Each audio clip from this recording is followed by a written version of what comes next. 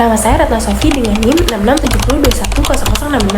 Saya akan mengkomparasikan terkait kebijakan lingkungan yang ada di Indonesia dan juga di Korea Selatan. Kita akan membahas persamaannya terlebih dahulu.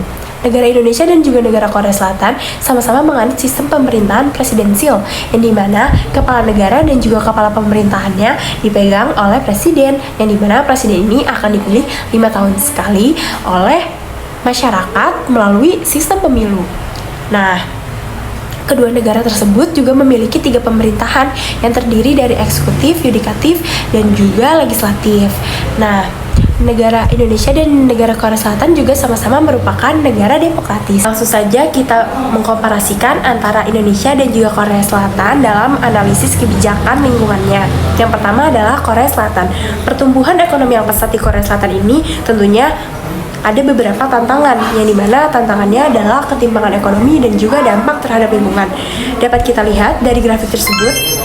Nah, grafik tersebut kemudian membuat pemerintah Korea Selatan di tahun 2008 ini memunculkan sebuah kebijakan, yang dimana kebijakan tersebut bernama kebijakan Green Growth.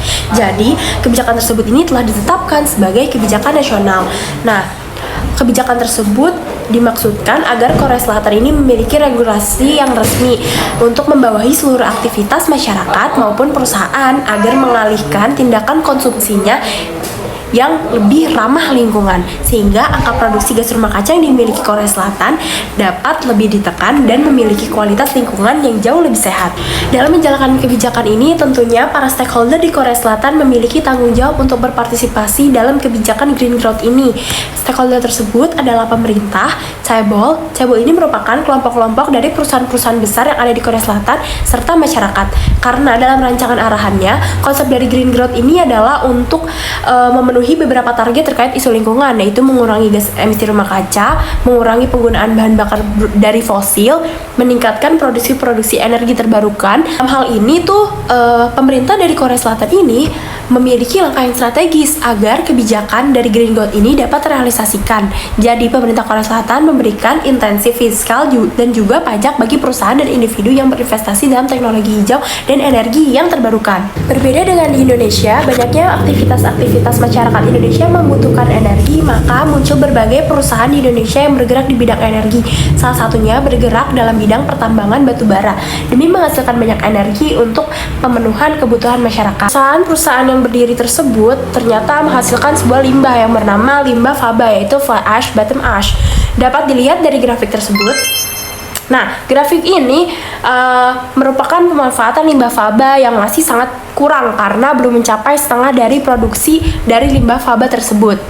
Dilansir dari kompas.com, limbah faba ini dapat menghasilkan dampaknya itu dapat memunculkan adanya penyakit, yaitu gangguan pada pernafasan, karena ketika faba masuk dalam limbah B3 ini, limbah faba ini perlu diolah secara khusus. Tetapi karena pemanfaatan faba yang masih kurang ini, seperti grafik yang tadi sudah dicantumkan, pemerintah Indonesia malah mengeluarkan suatu kebijakan, yaitu kebijakan untuk mengeluarkan limbah faba dari limbah B3. Jadi pemerintah Indonesia mengeluarkan kebijakan bahwa limbah faba ini bukan merupakan limbah yang berbahaya, yaitu yang termuat dalam PP nomor 22 tahun 2021 tentang penyelenggaraan perlindungan dan pengelolaan lingkungan hidup.